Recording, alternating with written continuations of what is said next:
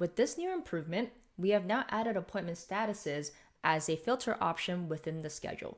So on the schedule on the left-hand side, there's now a section called appointment statuses, and these statuses include all appointment statuses, booked, checked in, early cancel, late cancel, no-show, status pending, and pending confirmation.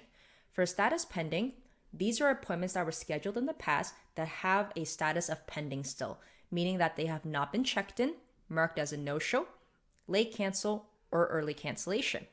For pending confirmation, these are for businesses that use appointment requests and they are pending the staff's confirmation whether they are accepting it or declining the appointment request.